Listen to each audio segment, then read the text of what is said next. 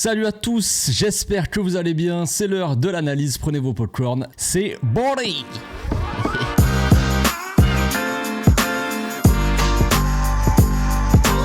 Au passage, n'hésite pas à nous rejoindre si c'est pas encore fait et à partager la chaîne autour de toi, ça fera plaisir à tonton. Le match d'hier était assez sympathique, on va peser un peu ces mots. C'était un très beau match de football, franchement, on a pris un grand plaisir, même pour les plus négatifs, je ne sais pas, les plus sceptiques sur ce Barça. Eh bien, on ne peut pas s'empêcher de dire qu'il y a forcément du mieux, même si tout n'est pas parfait, je l'ai déjà dit hier, évidemment, il y a un manque d'efficacité assez clair en attaque, mais pour le reste quand même on a vu un beau Barça et on espère que cette belle victoire là va faire monter un petit peu en puissance cette équipe en général, que ce soit l'attaque, la défense, tutti quanti, malgré les nouvelles un peu inquiétantes concernant Ter Stegen aussi, Ter Stegen qui, ça commence à parler d'opération, ça nous disait ouais il a un petit peu mal au dos, il va se reposer, puis finalement il va être absent probablement jusqu'au début 2024, donc tout le mois de décembre, pas évident. Il y a aussi la blessure de Inigo Martinez. Hier soir, ça parlait d'une blessure potentielle au biceps fémoral. Vous connaissez tous ce fameux biceps fémoral, évidemment. C'est tous les joueurs du Barça, ils sont passés à un moment donné. Et voilà, c'est autour d'Inigo Martinez. Donc c'est dur. Heureusement Christensen est là. Heureusement qu'on a quand même en défense, on a de quoi faire. Tant mieux pour nous, mais attention à la surcharge. Donc avant tout, avant de revenir en image sur ce beau petit match sympathique, il y a énormément de choses à dire, il y a tellement de choses à dire que j'ai essayé d'être à peu près précis, on va dire, éviter de partir dans tous les sens, d'analyser trop d'actions, parce qu'il y a tellement de belles séquences, de belles phases de jeu que évidemment je n'ai pas pu tout prendre. Il y a aussi un peu de négatif, mais j'ai pas concentré ma vidéo sur le négatif quand même, parce qu'il y a quand même beaucoup de positifs. Je suis pas un mec comme ça, vous connaissez. Mais rappelez-vous de ce que j'avais dit contre Porto en première mi-temps. On avait une équipe, même si cette équipe-là a mieux joué contre Porto, surtout en deuxième mi-temps au final. En première mi-temps, rappelez-vous ce que je vous avais dit. J'avais dit que on avait une équipe qui était un peu trop éloignée. Les joueurs, en fait, étaient éloignés un peu trop les uns les autres. On avait un Pedri qui était beaucoup trop loin et il y avait une connexion au milieu de terrain qui se faisait pas entre Pedri et le double pivot. Frenkie Gundogan, un Lewandowski beaucoup trop loin qui recevait pas beaucoup de ballons. Bref, une équipe dans la globalité qui était trop espacée. Et maintenant, on regarde la connexion, la carte des passes en première mi-temps donc contre l'Atlético Madrid et on voit quand même une équipe qui est beaucoup plus compacte. Des liens, un Gundogan qui touche énormément de ballons. Regardez la différence du nombre de ballons touchés. Enfin, c'est pas le nombre de ballons touchés, pardon, c'est le nombre de passes. Mais bon, ça, c'est à peu près équivalent, évidemment. Quand un joueur touche la balle, surtout un milieu de terrain, généralement, il fait des passes. Donc, regardez, plus le rond est gros, le nombre de passes est élevé. Regardez le nombre de passes en première mi-temps contre Porto de Gundogan. Et regardez le nombre de passes de Gundogan, donc, en première mi-temps contre l'Atlético. C'est assez violent. Tous les joueurs, généralement, ont fait de toute façon beaucoup plus de passes. Le double pivot Frenkie Gundogan, avec un Gundogan dans un rôle de pivot, un Frenkie avec beaucoup de mouvements, même si de temps en temps ils ont échangé un peu leur position, on avait quand même un Gundogan principalement pivot. Un Koundé qui jouait un peu plus haut que Christensen et Alvaro, on va revenir sur le rôle de Koundé qui était crucial hier. Un Joao Félix très connecté avec Joao Cancelo, à la différence de Porto où il était quand même beaucoup plus haut sur le terrain. Là, il redescendait vachement dans le cœur du jeu pour proposer, pour apporter des solutions, tout ça. Et un Rafinha aussi assez intéressant. Un Lewandowski toujours un petit peu isolé, mais après c'est un peu son rôle aussi d'aller fixer la défense. Donc ça, c'est plus ou moins normal quand même. On commence donc cette analyse par une petite séquence de pressing. On joue la 24e seconde, donc c'est la première minute. Le Barça commence direct dès l'entame. Ce qui change par rapport à d'habitude, c'est un Barça qui met beaucoup plus d'intensité, tout simplement plus d'agressivité et qui fait un pressing vraiment très intéressant. Donc l'Atlético essaie de ressortir le ballon proprement. On a Cancelo qui vient fermer le couloir, qui vient presser directement dans le dos. Je crois que c'est Marcos Llorente, je suis pas sûr, ouais c'est lui. Marcos Llorente qui bloque aussi la passe. Vraiment on a cet encadrement là avec Frenkie qui vient couvrir là. Là on a Morata qui vient se proposer. On a Christensen qui arrive un petit peu après. Peut-être que le joueur aurait pu la glisser à Morata avant parce que Christensen était le temps qu'il arrive. Bon, il aurait eu le temps de contrôler, peut-être sortir sur Griezmann, je sais pas. tu vois, orienter le jeu de l'autre côté. En attendant, ils se sont fait bien bloquer par Cancelo, Pedri, Félix sur le côté, Gundogan qui est là aussi en couverture pour bloquer les milieux, et Lewandowski qui faisait un pressing aussi, on va voir ça après. Lewandowski qui pressait pour le coup, et ça, c'est un peu une petite différence par rapport à d'habitude, parce que des fois, Lewandowski, en ce moment, le pressing, on dirait qu'il est pas vraiment à fond, il essaie pas vraiment de récupérer les ballons et tout ça. Là, il pressait vraiment, et il a récupéré quelques ballons aussi, et ça, c'est toujours intéressant. Donc, l'Atlético qui arrive à s'en sortir, qui oriente le jeu de l'autre côté, un Rafinha très intéressant évidemment dans le pressing, toujours là pour mettre l'intensité qu'il faut, évidemment. Rafinha très intéressant, on aimerait que Rafinha forcément il marque des buts, qu'il fasse des passes D. Bon, en attendant, dans le contenu, il fait un pressing monstre. C'est très très utile au Barça tout simplement. Donc l'Atlético qui essaie de ressortir, toujours Koundé qui bloque bien ce couloir-là. Frenkie qui vient serrer avec Gundogan, Frenkie très actif, que ce soit dans le jeu ou dans le pressing de toute façon. L'Atlético qui repasse derrière. On essaie de sortir, là on voit Lewandowski qui bloque cette passe là pour éviter que le joueur aurait pu repasser par le gardien par Witsel. Bon, on aurait continué à presser, on se serait peut-être un peu fatigué, un peu lassé, et peut-être que l'Atlético au bout d'un moment aurait réussi à sortir, mais non, l'Atlético qui continue sur ce côté-là, à s'entêter un petit peu, Rafinha qui presse, qui continue, et Lewandowski donc qui se rapproche petit à petit et qui arrive et qui presse et qui récupère un petit ballon, hop. Lewandowski presse, on récupère le ballon. Ça, on peut féliciter aussi Robert, même si Robert a été cataclysmique dans la finition. En attendant, au pressing, il a été mieux que d'habitude aussi. Il y a un peu du mieux dans ce que j'ai vu de Robert, même si, en fait, il y a du mieux dans le pressing, il y a du mieux un petit peu dans la participation, mais il y a du pire dans la finition, quoi. C'est ça qui est un peu affligeant. Donc Gundogan qui arrive à conserver la balle, on joue sur Rafinha, et la première action du match, donc ça fait même pas une minute. Là, l'engagement a été fait. L'engagement, c'est Koundé qui envoie un long ballon sur Lewandowski. On essaie de jouer comme ça les engagements. Je sais pas pourquoi on les joue comme ça, mais bref, on les joue comme ça. Et on a après l'Atlético qui récupère le ballon, on les presse. C'est ce qu'on a vu au début de séquence, jusqu'à ce qu'on récupère un ballon assez haut sur le terrain finalement, et qu'on joue l'action à fond, quoi. Là, Rafinha va trouver Pedri en appui, en relais au milieu, et il va se jouer son petit 1-2.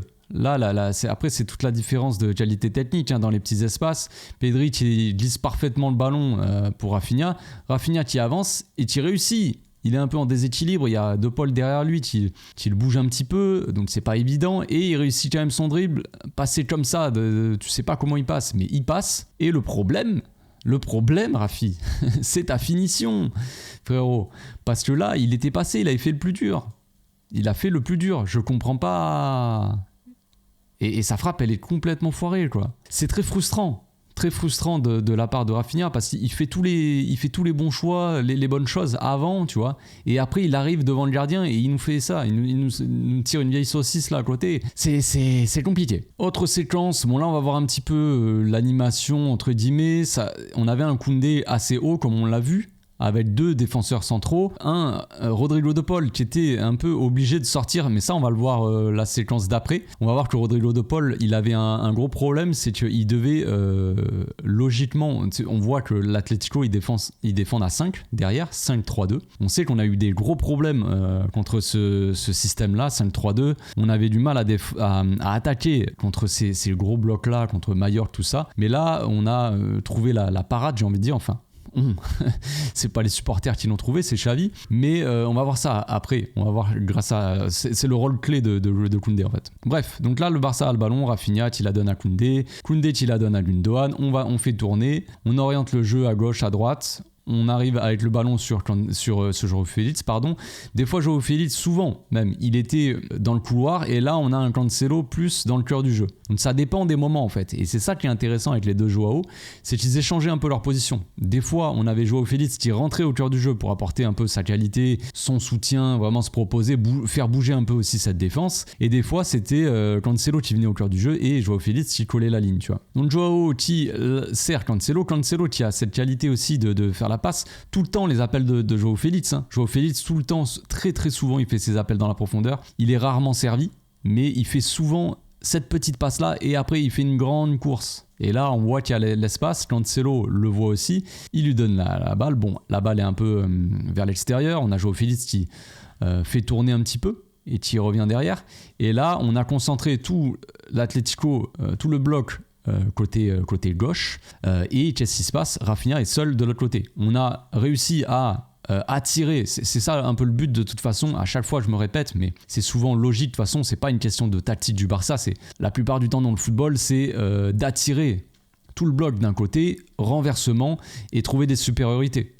Comme ça, le bloc doit repasser de l'autre côté et forcément, toi, tu as le temps un petit peu d'attaquer avec Rafinha. Le problème, c'est que Rafinha, bon voilà, il est pas monstrueux, il est pas monumental, mais là, on va voir que ça fait totalement la différence. Là, il y a Koundé qui est caché.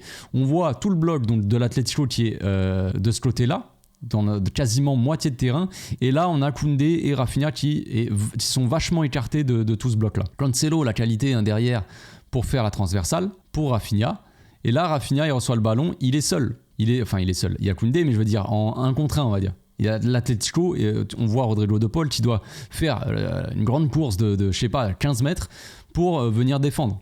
Il était de l'autre côté, il avait serré. Donc Rafinha qui vient fixer, Rodrigo Riquelme qui avait annoncé avant le match qu'il allait faire une passe D pour Griezmann ou pour Morata et qu'ils allaient gagner 2-0. Bon, il est sorti à la mi-temps, j'attends toujours sa passe D, peut-être au match retour, qui sait. Koundé, très offensif hier, qui fait son appel. Voilà, c'est intéressant. On a un défenseur central qui est là et qui est placé qui a un rôle à peu près un peu hybride, on va dire, à moitié défenseur central, à moitié latéral, on sait pas trop. Mais quand il doit faire la course pour libérer, eh bien il fait sa course, tout simplement. Et ça apporte des solutions, on va le voir. Rafinha qui est très intelligent comme d'habitude, c'est pas un joueur, Rafinha, je l'ai déjà dit 50 fois, c'est pas un joueur qui doit dribbler, c'est pas un joueur il ne sait pas forcément le faire, il doit s'appuyer sur ses qualités. Et ses qualités, c'est c'est la passe, tout simplement. Koundé qui fait l'appel, Rafinha qui le sert, on se retrouve, c'est magnifique. Enfin, c'est magnifique. Je veux dire, c'est basique, un dédoublement, latéral, tout ça. C'est pour ça que je dis souvent que Rafinha, il a besoin d'un latéral qui dédouble. C'est pour ça, justement. Donc, Koundé qui va faire un beau centre. On joue quand même la 12e minute, donc on est vraiment toujours en début de match. Et là, on a Lewandowski. Bon, tu te dis dans un premier temps, la balle, elle n'est pas évidente pour n'importe qui, mais c'est Lewandowski, frère. Ça, un Lewandowski à 100%, il te met une reprise de volée en lucarne et c'est fini. Un Lewandowski prime Bayern, il la met. Tranquille. Et là, reprise du tibia 15 mètres à côté. C'est frustrant encore une fois aussi. Donc qu'est-ce que je disais juste avant ? Je parlais du rôle clé de Koundé dans notre attaque. On va le voir ici. Le Barça essaie de relancer. Enfin, il relance. Depuis la défense, on essaie de construire. Et là, on voit le rôle clé de Koundé. On va le voir tout de suite. On a les 2 attaquants, les 3 milieux de l'Atlético et les 5 défenseurs. Tout le monde est aligné. On ne peut pas faire plus clair. Défense à 5, milieu à 3. Attaque à 2. On a les 2 défenseurs centraux qui sont à peu près au même niveau finalement, Araujo et Christensen, et Koundé qui est, comme je l'ai dit tout à l'heure, mi-défenseur central, mi-figue, mi-raisin, on sait pas trop. On a le double pivot qui est pris par les 2 attaquants, voilà, on peut pas faire plus clair. Cancelo qui est écarté de l'autre côté pour apporter une solution potentielle si on veut faire un retournement de jeu. On a Pedri là qui est marqué par De Paul logiquement, mais qui vient se placer en début, là, tac, on voit le jeu. On voit que ça passe par Koundé. Qu'est-ce que fait Pedri ? Il s'écarte et il vient se placer entre la défense et le milieu. Koundé, le fait de monter en fait ici, il ne peut pas être pressé par Morata. Morata, s'il sort, il lâche Gundogan dans l'axe. C'est dangereux. C'est dangereux pour l'Atlético. Donc là, si Koundé monte, c'est à Rodrigo de Paul de sortir sur Koundé. Ce qui fait que au moment où Rodrigo de Paul sort sur Koundé, qui est-ce qui se retrouve libre dans un espace comme ça entre le milieu et la défense? C'est Pedri. Et c'est une zone assez dangereuse pour l'Atlético. Parce que Pedrito, attention les yeux aussi. Il peut faire des différences et il peut foutre un petit peu le bordel dans cette zone-là qui est un peu délicate. Donc Koundé qui sert Pedrito. Pedrito qui va nous faire une petite feinte de genre je vais la passer à Rafinha qui fait son appel et qui va rentrer dans l'axe. Et là ça va forcément faire un peu, comme je l'ai dit tout à l'heure, un peu foutre le bordel. Au final, à chaque fois, on avait Hermoso qui devait sortir de sa ligne de 5 pour aller chercher Pedri. Il était obligé parce que vu que De Paul sortait sur Koundé, il fallait qu'il y ait quelqu'un qui vienne sur Pedri et c'était le défenseur central qui était obligé de venir sur Pedri. Donc il sort loin de sa défense, ça peut aussi apporter du danger à la défense parce que ça leur enlève un 5e défenseur. Bref, Pedri qui fait la différence, qui va provoquer un petit peu, qui vient servir Gundogan, masterclass on va dire, hein, il met dans le vent tout le monde parce que il va faire son petit contrôle contre-pied en fait, il va prendre Morata contre-pied, tac, et c'est fini, il n'y a plus personne, il a effacé, et là, qui se retrouve seul ? Et oui, parce que le problème là, c'est qu'Hermoso, comme je l'ai dit, il est sorti de sa défense à 5 pour aller sur Pedri. Rodrigo de Paul, il était sorti sur Koundé, mais il est obligé, vu que Pedri est parti plein axe comme ça dans cette direction, il est obligé de resserrer dans l'axe. Et là, on se retrouve, comme tout à l'heure, la séquence d'avant, où on a tout le bloc de l'Atlético concentré d'un côté. Bon, là, ils sont concentrés, on va dire, plus dans l'axe, hein, plus que sur un côté.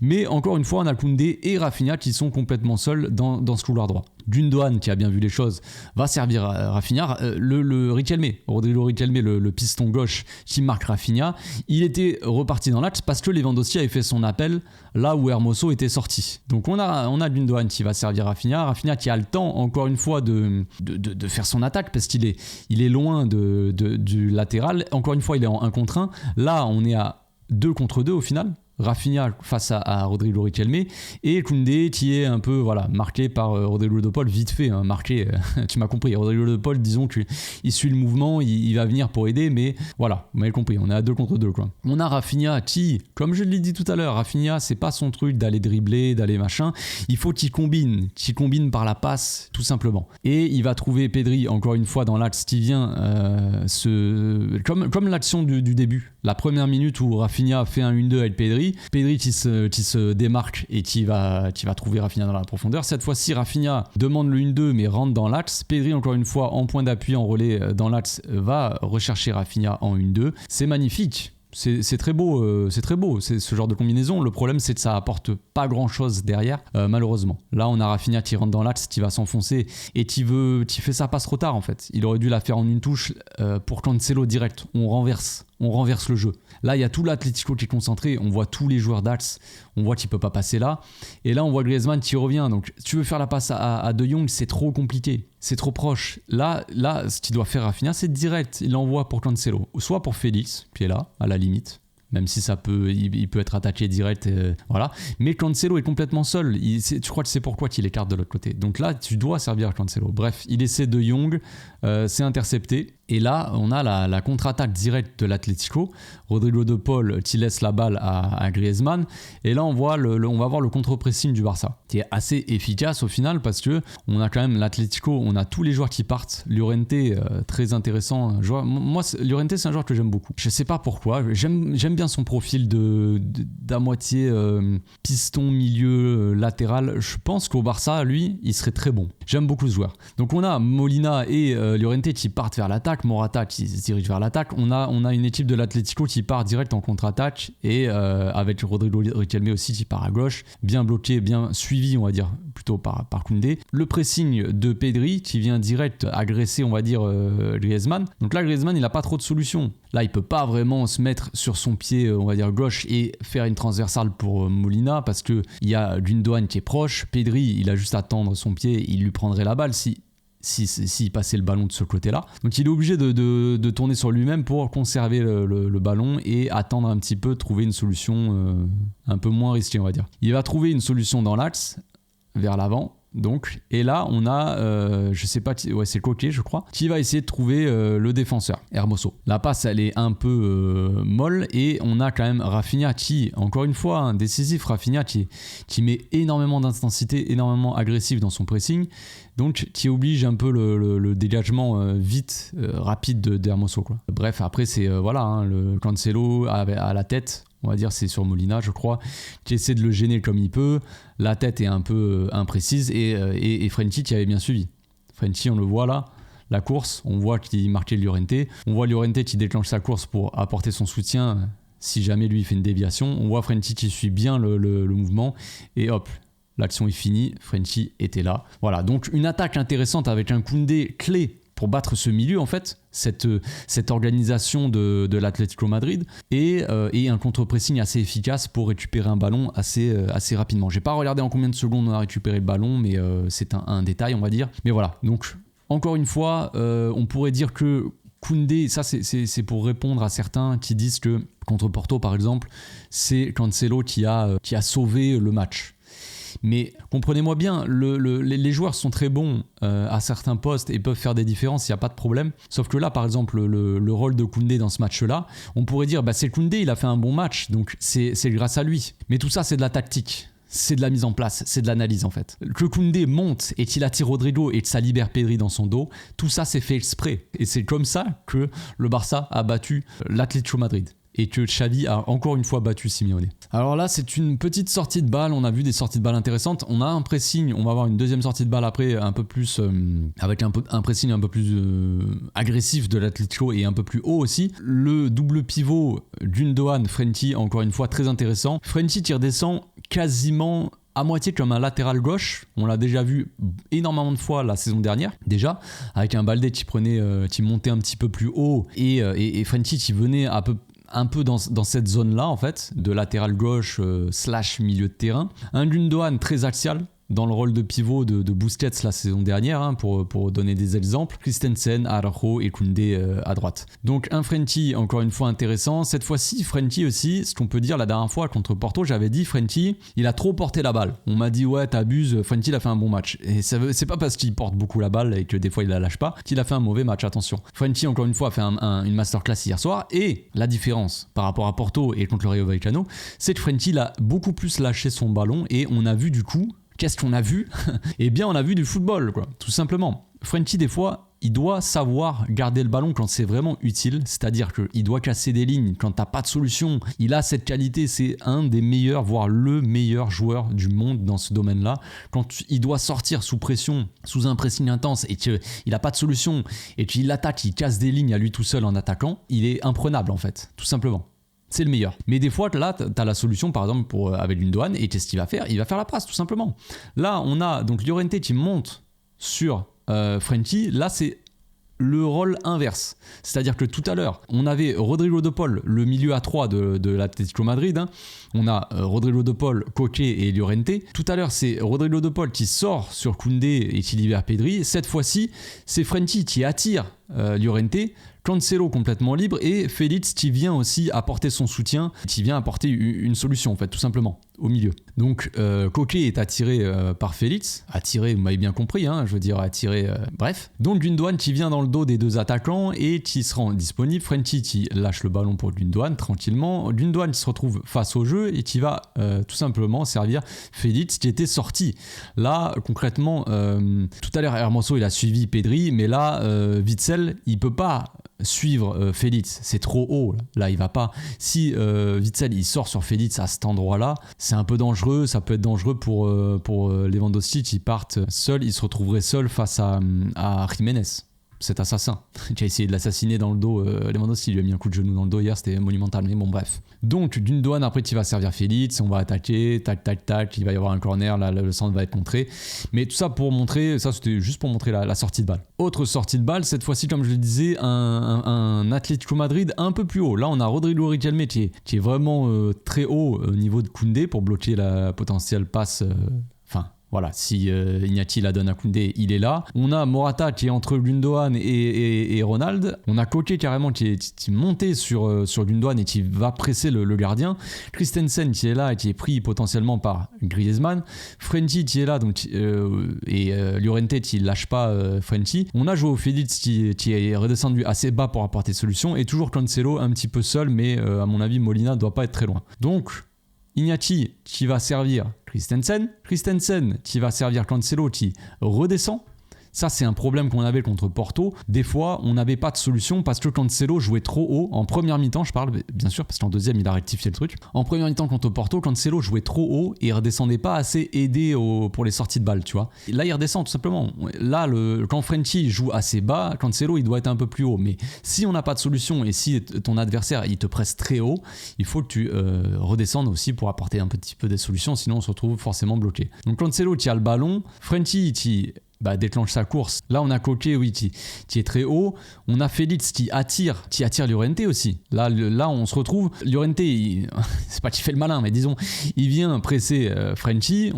Tout le monde est haut, c'est bien sympa. Mais une fois que on arrive à sortir de ce pressing-là, et Félix, là, on a Molina qui va sur Cancelo. Si Félix il fait l'appel dans le dos, c'est dangereux. Donc, Llorente, il est obligé de suivre Félix. Koké, il est en retard parce qu'il est allé presser le gardien. Donc là, entre les deux, qu'est-ce qu'on a? On a mon petit Frenkie qui se libère. Cancelo qui sert Frenkie. Frenchie qui arrive à résister au pressing, au retour de Koke. Tranquillement, il revient sur Cancelo. Là, on a Gundogan qui vient se proposer, encore une fois, apporter des solutions. On va voir que rien que l'appel de Gundogan, ça va... c'est dingue, les solutions. C'est ce que je me tue à dire dans mes analyses, mais toujours le jeu sans ballon, les appels de balles, ça peut t'apporter, ça peut libérer en fait tes coéquipiers. Et là, on va le voir en image concrètement. Gundogan qui fait son appel vraiment entre les 4 joueurs, entre Koke, Llorente, Morata, Griezmann. Et son appel où Cancelo va faire semblant, on va dire, de lui passer la balle. Là, Gundogan, là, si tu lui donnes la balle, lui, Gundogan, il sert à mon avis Frenchie, tu vois. Mais Cancelo, il a la qualité technique pour tout simplement en une passe casser tout ça. Parce que Gundogan, il fait son appel, t'as les 4 qui se resserrent sur Gundogan et Cancelo, tac, pour Frenchie, tout simplement. La petite passe, pas aveugle, tu vois, mais la petite passe qui va bien, ça casse direct le pressing, il n'y a plus personne. Et là, Frenchie, hop, il se retrouve face au jeu, contrôle orienté pour se mettre face au jeu, il attaque. On a Félix qui était dans le couloir, ici, qui rentre au cœur du jeu. Parce qu'une fois que Frenchie a la balle et qu'il se retrouve sur le côté, c'est un peu comme Cancelo. Si Cancelo il prend le couloir, ça doit être Molina, je pense. Et il est obligé de sortir sur lui. Donc finalement, Félix, eh bien, il rentre dans l'axe pour libérer un petit peu et pour apporter la solution, tu vois. C'est tout à fait logique, quoi, tout simplement. Donc on a Frenchie qui avance, Félix qui se libère, qui apporte sa solution. Frenchie qui lâche le ballon et qui la donne à Félix. Et Félix, sur un contrôle orienté, il va foudroyer le petit Witsel. Là, il va faire semblant un petit peu Félix, il va attendre au maximum de faire genre, il va faire un contrôle basique et au dernier moment, contrôle orienté, hop là. Et qu'est-ce qui se passe? Il se fait découper. Witsel prendra un jaune, évidemment. Un exemple du pressing de l'Atlético et surtout de la sortie assez propre du Barça. On a Rafinha qui est un petit peu bloqué sur son côté, qui va redescendre sur Koundé. Encore une fois, Rodrigo de Paul qui vient presser Koundé. On a, ça doit être Koke, je pense, qui est sur Pedrito. On a Morata, on a Griezmann dans l'axe. On fait tourner Ronald qui est toujours libre, évidemment. Morata qui vient presser Ronald. Koke qui reste sur Gundogan. Pedri qui est un petit peu libre. Voilà, on a Frenchie qui vient faire son petit appel pour proposer une solution, on va dire. Donc Griezmann est obligé de le suivre. Griezmann ne peut pas marquer Christensen, sinon il laisse Frenchie seul dans l'axe, c'est pas possible. Il est obligé de resserrer dans l'axe. Ce qui fait que Christensen est libre et s'écarte un petit peu aussi de cet axe pour avoir un peu plus de temps et un peu plus de marge pour trouver une solution. On a Llorente qui vient presser au lieu de presser Frenchie parce que Frenchie était redescendu et dans cette zone là c'est à Llorente de presser, donc Llorente qui vient presser Christensen qui libère la balle pour Cancelo qui est très écarté, qui vient encore une fois apporter une solution. Là on a Félix qui apparaît, on a Lewandowski qui voit d'ailleurs. Lewandowski est toujours plein de bons conseils. Il dit à tout le monde de se placer toujours bien, mais il faudrait aussi marquer des buts, frère. Bref, c'est pas le sujet. Donc là, Félix, au début de l'action, on le voit, il est dans l'axe. Il est dans l'axe, là, à côté de Lewandowski. Donc là, il va redescendre, il apparaît de nulle part, forcément. Koke, lui, qui était allé presser, qui était allé serrer assez haut, eh bien, il se retrouve un peu trop loin de Félix. Félix, qui était caché dans cette défense, dans cette forêt de défenseurs, apparaît d'un coup par magie, tu vois. Donc là, on va servir Cancelo. Cancelo en une touche, jeu rapide, en une touche, ça, des fois, ça fait plaisir aussi de voir un jeu en une touche. Il va trouver Félix. Koke est battu, forcément, et Félix se retrouve face au jeu et attaque. Cancelo, une touche et l'appel direct. Accélération, l'attaque, il fait une grande course plein axe pour attirer aussi les défenseurs. Bon, il pourrait très bien, là, vu la vitesse que prend Cancelo d'ailleurs, hein, c'est assez abusé. En 2-2, il prend tout le monde de vitesse. Il fait une course dans le demi-espace. Cancelo, souvent, il adore ça. Lewandowski, encore une fois, qui avait dézonné, c'est un peu... bon, c'est pas très grave, on va dire. Allez, il y a personne dans le couloir, il faut bien qu'il y ait quelqu'un dans le couloir, on va trouver un petit peu des excuses. Et puis, dans l'axe, on a Pedri qui vient resserrer aussi. Donc, Joao Félix aurait pu peut-être la donner, là. Il aurait pu la donner en profondeur à Cancelo, vu la vitesse qu'il prend et tout, il aurait pu, franchement, y aller. Il préfère un petit peu dribbler. Des fois, Joao Félix, moi, j'aime beaucoup Joao Félix, il a fait un très bon match hier, mais des fois, il garde trop la balle. Voilà ce qui se passe. Il se fait découper. Donc, mais bon, on a vu une sortie de balle sous pressing et une attaque rapide comme ça. C'est assez intéressant. On a vu un beau Barça. En parlant de Félix, on va voir l'action du golasso de Félix. On a un Atlético Madrid qui essaie de sortir vraiment et de monter au pressing, quoi, tout simplement. Araujo qui sert Christensen qui revient derrière avec Iñaki. Là, on redescend, on se replace. Voilà, Gundogan qui a pris la place de Koundé. Donc Koundé joue plus haut. À mon avis, Rafinha là, c'est ce qu'on va voir après de toute façon. Rafinha est plein axe à la place de Pedri. Koundé est à la place de Rafinha et Gundogan est à la place de Koundé. Ça va être intéressant parce que, comme je l'ai déjà dit, le problème des fois, c'est qu'on a des joueurs qui sont trop rigides dans leur position. Et des fois, à l'image de ce qu'on peut voir par exemple avec City des fois, c'est des joueurs qui changent leur position en plein match. Tu as un joueur qui va dans une certaine position à la place d'un autre joueur, l'autre joueur il va aller à une autre position et ainsi de suite. Chaque joueur prend la place de l'autre et on arrive quand même à trouver un jeu fluide. Et c'est ce qu'on va voir exactement dans cette action, en fait, dans cette séquence. Gundogan qui est placé comme latéral droit à la place de Koundé, qui a l'intelligence de jeu de se placer là, en fait, tout simplement parce que Morata il se retrouverait pas là s'il y avait personne. Logique. Du coup, Pedri là, il serait pas seul. Tu vois, il y aurait peut-être Morata dans l'axe, peut-être que Griezmann serait un peu plus resserré. Bref, donc là Iñaki Peña qui relance magnifiquement aussi au pied pour Pedri qui se retrouve complètement pressé, on va dire, mais Pedrito, on n'a pas oublié Pedri Potter les amis. Pedri c'est un magicien, il arrive à te sortir un tour de magie alors qu'il est pressé comme ça dans son dos, qu'il est dos au jeu. Il voit Koundé qui est complètement seul et il va relancer pour Koundé qui est seul du coup. Et Rafinha, comme je l'ai dit tout à l'heure, au lieu d'être dans le couloir, Rafinha il est rentré dans l'axe. Et un Rafinha un peu plus axial, c'est un Rafinha intéressant. Donc Rodrigo Riquelme qui a, au lieu de venir serrer sur Rafinha, il a gardé sa position, on ne sait pas trop pourquoi. Peut-être que de base il gardait Koundé, on n'a pas vu, le plan n'était pas assez large pour qu'on voit ça. Mais en attendant, Rafinha qui se retrouve complètement seul dans l'axe, qui va faire une course en diagonale. Voilà, il est attaqué par personne d'ailleurs. Toute la défense de l'Atlético, elle recule. Personne qui est là pour l'attaquer. C'est quoi? C'est Jiménez qui était sorti. D'accord. Jiménez qui était sorti carrément assez loin. On va voir. Ah oui, d'accord. Bon, en même temps que j'analyse, j'avais pas vu ça. Celui qui vient là presser Pedri, c'est Jiménez. C'est le défenseur central. Pour vous dire à quel point c'est intéressant ce que je disais tout à l'heure quand je disais que Koundé attirait Rodrigo de Paul et que du coup Pedri était libre et que c'était un défenseur qui était obligé de sortir sur Pedri. Tout à l'heure c'était Hermoso. Sur cette action-là du but, c'est Jiménez. C'est Jiménez qui monte jusqu'à là quand même pour venir presser Pedri. Il se dit vas-y, je vais l'agresser, je vais peut-être lui mettre un coup de genou dans le dos pour le calmer, mais il n'a pas eu le temps. Pedri a lâché son ballon. Donc Jiménez après qui se retrouve qui fait sa grande course pour revenir en défense, mais là on a une défense de l'Atlético Madrid un peu à la rue. Ils sont seulement 4, ils n'ont pas eu le temps d'être 5. Rafinha qui fait sa course, Jiménez qui est trop loin pour intervenir, et on a Robert qui, je sais pas trop s'il fait d'ailleurs, il fait un appel qui attire Molina. Je sais pas ce qu'ils font, ils font un câlin ou un peu de danse collée serrée, je sais pas trop ce qu'ils font. On a quand même Félix et Cancelo qui sont complètement seuls. Rafinha qui fait la passe pour Félix. Intervention de Molina un peu molle, on a Félix qui met le pied et qui arrive à s'emmener le ballon un peu difficilement. Le ballon est un peu long, ce qui fait que si le ballon est pas aussi long, Oblak il sort pas, tu vois. Le fait que Félix contre le dégagement de Molina, ça fait que le ballon est un peu long. On a l'accélération de Félix qui va donner sa vie, Oblak qui sort et évidemment la petite balle piquée de Joao Félix qui va au fond, c'est magnifique. Et ça fait 1-0 les amis. Donc hier on a vu un Barça, je l'ai déjà dit, mais qui faisait un pressing assez intéressant, ce qui nous a apporté quand même beaucoup d'occasions, beaucoup de choses dangereuses sur la défense de l'Atlético. Même si on n'a pas forcément réussi à toujours... quasiment jamais, vous me direz, mais être efficace, parce qu'on a gagné 15-0, forcément. Si on avait eu plus d'efficacité devant, on aurait gagné ce match facilement 3-4-0, franchement. Donc un Barça qui presse, très agressif. Un Lewandowski, comme je l'ai dit tout à l'heure, je l'ai montré, qui avait récupéré des ballons, qui faisait un pressing intéressant. D'habitude, ce qu'on voit depuis le début de la saison, c'est un Lewandowski qui presse pas trop, qui revient mais tranquillement. Le mec est presque avec une canne en train de marcher et tout ça. Là, on a vu un Lewandowski qui pressait vraiment et on a vu que ça faisait la différence parce que là, Koké qui est servi et Koké qui, on lui dit pas, mais dans son dos, il y a Lewandowski qui vient récupérer la balle.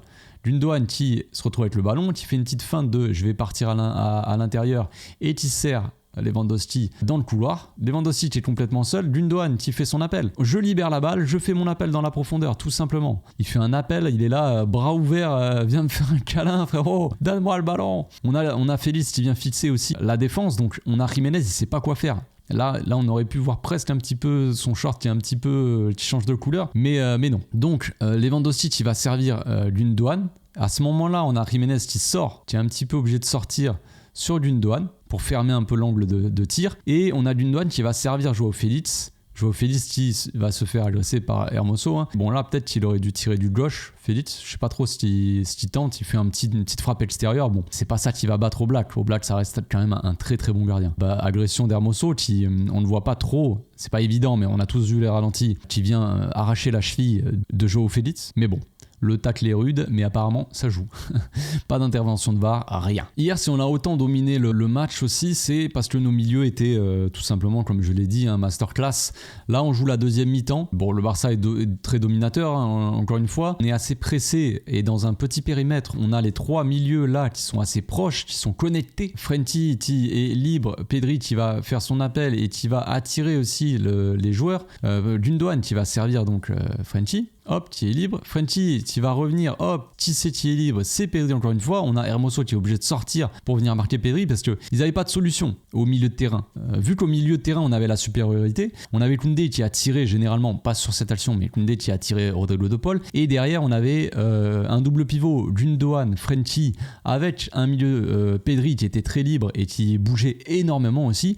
Plus un Félix, même si là il est loin sur cette action, mais un Félix qui venait au milieu, ça nous faisait un milieu à 4 et forcément on avait la supériorité. Eux ils étaient en 5-3-2, donc forcément ils étaient obligés de faire sortir un défenseur, souvent pour venir presser le milieu, sauf que le milieu il redescend assez bas, Pedri en l'occurrence, il redescend assez bas pour apporter une solution, ce qui fait que le défenseur qui est sur sa ligne, il est obligé de sortir loin, on va dire. Donc le temps qu'il sorte sur Pedri, eh bien on a toujours un coup d'avance en fait, tout simplement. Donc Pedri après qui va trouver la solution avec Christensen qui va orienter le jeu, Christensen qui va trouver Félix qui va servir Cancelo. Là on a le petit 1-2, la petite connexion. Je suis désolé, l'image je peux pas la faire lire comme ça, sinon je vais me faire bloquer la vidéo, les amis. Je suis obligé d'avancer image par image comme ça, sinon c'est triste, mais c'est la vie. Cancelo qui va rentrer dans l'axe et la petite connexion des deux Joao. Le petit 1-2 qui va bien, Cancelo qui va essayer d'accélérer, de provoquer. Il va faire un bon centre, je sais pas où est le ballon, oui il est là. Il va faire un bon centre mais il n'y a personne. Le centre aurait pu être mieux mais bon c'est du gauche, il était un peu mal orienté tout ça. L'Atlético qui dégage le ballon, sauf que Ronald, lui, il est là. Morata, il a eu beaucoup de mal hier. Ronald était sur son dos pendant tout le match. Il a vu ce que c'était un vrai défenseur quoi. Donc toujours Koundé qui est là dans les parages pour venir sécuriser le ballon tranquillement. Frenkie tu fais signe, hein. Fait signe à Koundé, calma Koundé. Là, on a l'arbitre et Gundogan. Souvent, on a vu pendant le match, on a souvent vu l'arbitre essayer de marquer Gundogan. À un moment donné, vous l'avez vu, il a bien défendu sur Gundogan. C'était magnifique, mais c'est pas ce passage-là. Donc Gundogan qui va faire signe à Frenkie. On a vu pendant la plupart du match, comme je l'ai dit tout à l'heure, un Gundogan qui était placé en pivot. Mais de temps en temps, Gundogan il sortait de son rôle, comme à l'image de tout à l'heure quand il était passé en latéral droit à la place de Koundé. Là, il a pris le rôle de Frenkie. En tout cas, il a attiré, il a joué plus haut, tu vois. Il a dit à Frenkie, il lui fait signe. Allez, viens chercher bonheur. Il scanne toujours, voir où sont placés les milieux. Et Frenkie qui regarde, là, on a Pedri qui lui dit calma, Koundé. Toujours Gundogan qui scanne, à gauche, à droite, devant, derrière, où tu veux. Frenkie qui va le servir. Hop, et Gundogan qui, il a vu en fait, il a scanné à droite, il a vu De Paul dans cette zone-là, donc il peut pas se tourner dans cette zone, sinon il va se faire bloquer par De Paul. Il a scanné de l'autre côté et il a vu qu'il y avait cette ouverture-là. Donc qu'est-ce qu'il fait ? Contrôle direct, zone où il est libre, et après il va chercher Lewandowski. Et les Vando, sauf que bon, ils sont pas très bien compris. Gundogan lui sert la passe en appui en fait. Il pensait que Lewandowski allait se mettre en point d'appui, en pivot game, se mettre en pivot et peut-être potentiellement jouer le 1-2 avec Gundogan, tu vois. Ça aurait été intéressant, c'est vrai. Gundogan, il propose souvent ça, de jouer en 1-2 avec Lewandowski, mais j'ai bien l'impression qu'ils se comprennent pas trop les deux. Je pensais que ça serait un peu mieux, qu'ils se comprendraient un peu mieux, mais ils ont pas l'air de parler la même langue. Donc c'est pas grave, la passe est un peu dans le dos de Robert, mais c'est pour montrer la domination du milieu d'hier. Autre séquence de domination du milieu, on a un pressing assez intéressant de la part de Rafinha, de Gundogan. Là, on a et Pedrito se retrouve avec le ballon assez haut sur le terrain. La défense n'a pas eu le temps de se replacer, le milieu, tout ça. Donc on a un Barça qui attaque. Pedri qui va trouver Lewandowski en point d'appui. Là, Robert, il aurait pu Là, un Robert brésilien, je te dis, tu fais le contrôle, là, il fait une talonnade. Là. Il fait une petite talonnade pour Pedri dans la profondeur et on n'en parle plus. Bon,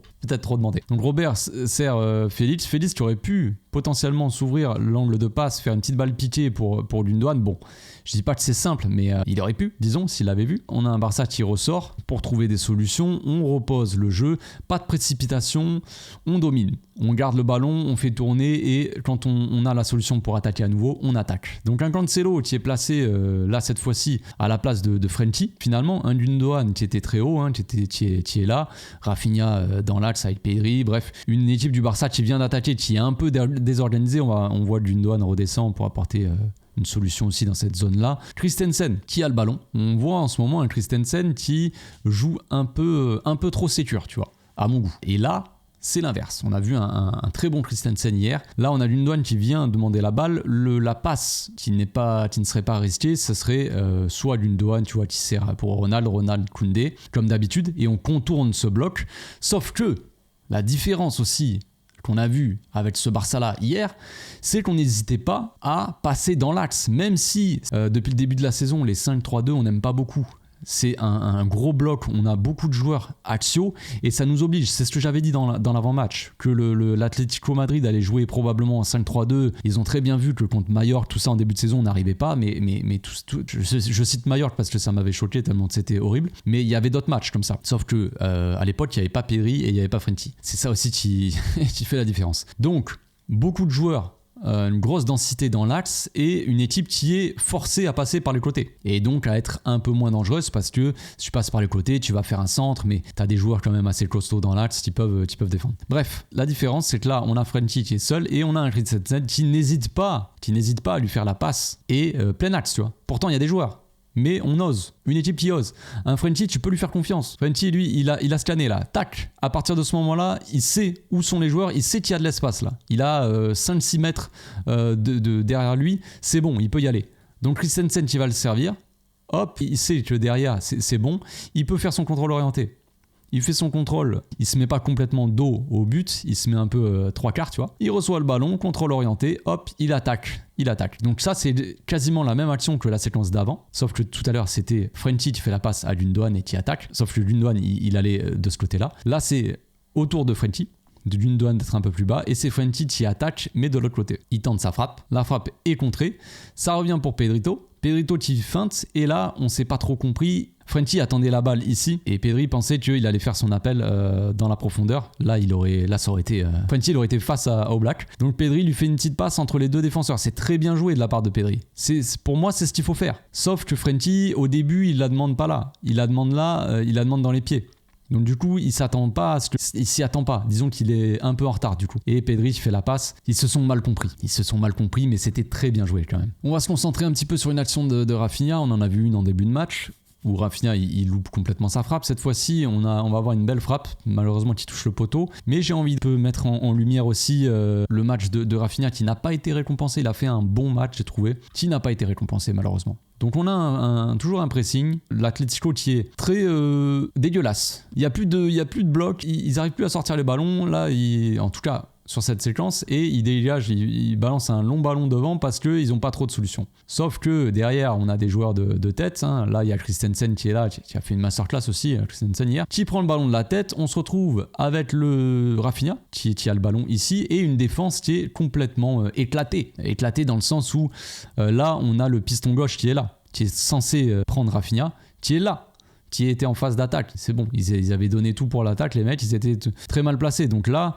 on a le bloc de l'Atlético qui n'a pas le temps de se mettre en place. Rafinha qui vient, encore une fois, la connexion Rafinha-Pedri qui est très intéressante. Pedri, talonnade, tranquille. Pedri, c'est Pedri Potter, les amis, je vous le dis. Il n'y a pas de problème. Il est en détente totale, lui. Lui, il est dans son jardin en train de jouer au foot. Il n'y a pas de pression, rien, quoi. Rafinha qui attaque l'espace, qui va pousser sa balle. Hop! C'est même pas un dribble ça, tu vois. Je considère pas ça comme un dribble, tu vois.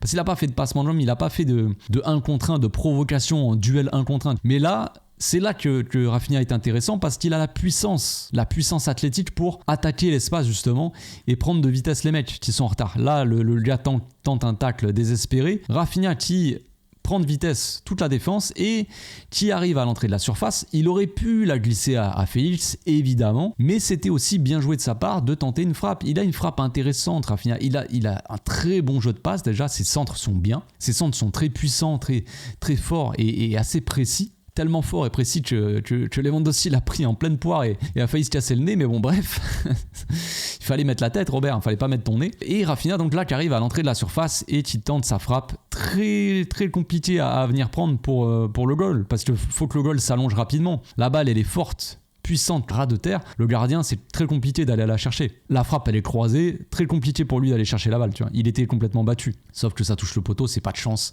voilà. Mais dommage pour Rafinha, la prochaine sera la bonne j'espère. Petite séquence d'inattention peut-être, ou en tout cas j'ai envie de dire attention à cette phase là, parce que c'est ce qu'on a vu contre Porto, sauf que c'était Inigo Martinez à la place de Christensen, un défenseur gauche qui monte au pressing sur l'attaquant, qui vient presser haut, qui suit l'attaquant, et un milieu ou un ailier, en l'occurrence ici Llorente, qui part dans le dos et personne pour le suivre. Christensen donc qui suit Morata et Llorente qui part dans le dos, et là ni Frenkie ni Cancelo ne le suivent. Cancelo fait son taf, il est censé bloquer la passe, mais là la passe de Morata elle est bien jouée, balle piquée, Cancelo peut rien faire, mais Frenkie il fallait prévoir le coup, il fallait suivre. Alors c'est pas une critique, il y en a qui vont me dire ouais t'abuses avec Frenkie machin, non mais c'est pas méchant, c'est juste que là pour le coup il faut faire attention à ce genre d'action, parce que on s'est fait battre comme ça par Porto sur une action, on s'est pas fait battre par Porto mais sur une action identique, on s'est fait battre dans notre dos comme ça et il y avait personne.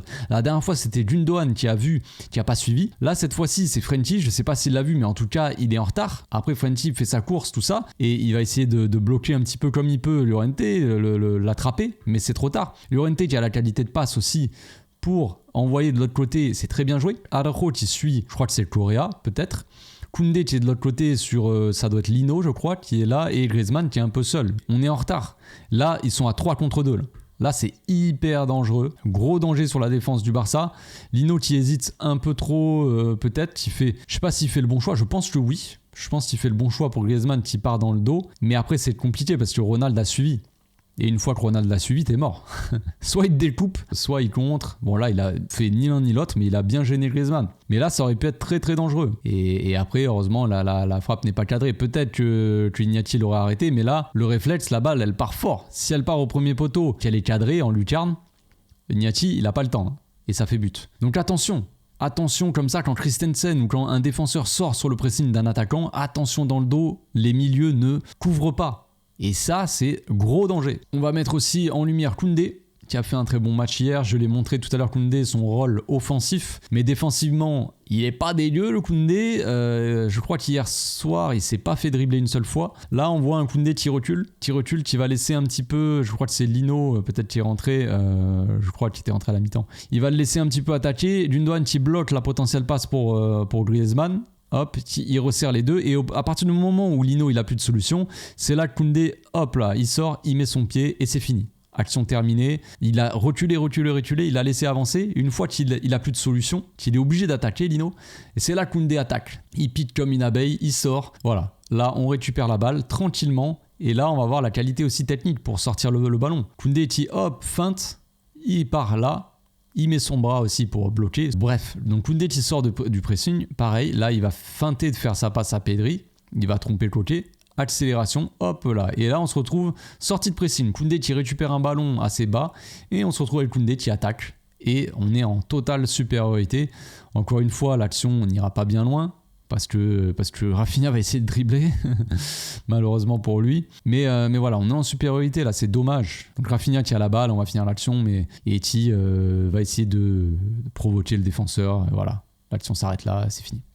Rafinha, faut pas que tu dribbles, faut que tu fasses des passes. On va finir cette analyse avec l'image, une des plus belles images de la soirée, la lucarne de Memphis qui est arrêtée. C'est incroyable.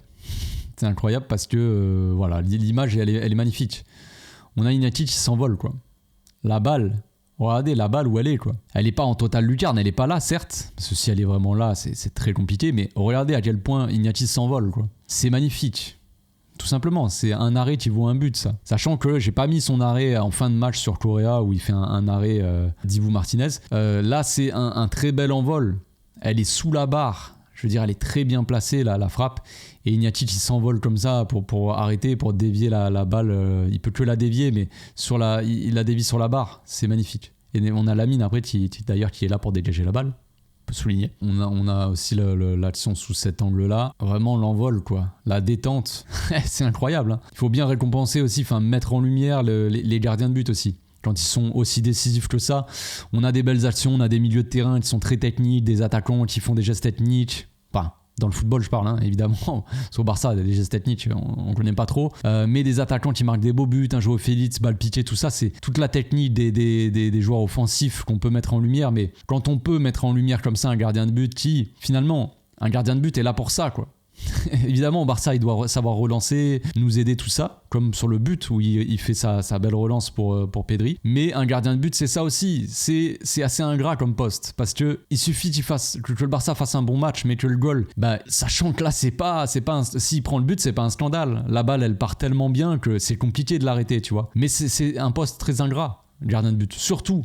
Gardien de but remplaçant. Tu as Ter Stegen qui est là et là tu as Iñaki Peña qui doit jouer d'un coup. Voilà, il doit assurer le poste de gardien de but, c'est son taf. Vous allez me dire, oui, mais c'est pas évident comme taf. Il doit assurer un poste crucial, voilà.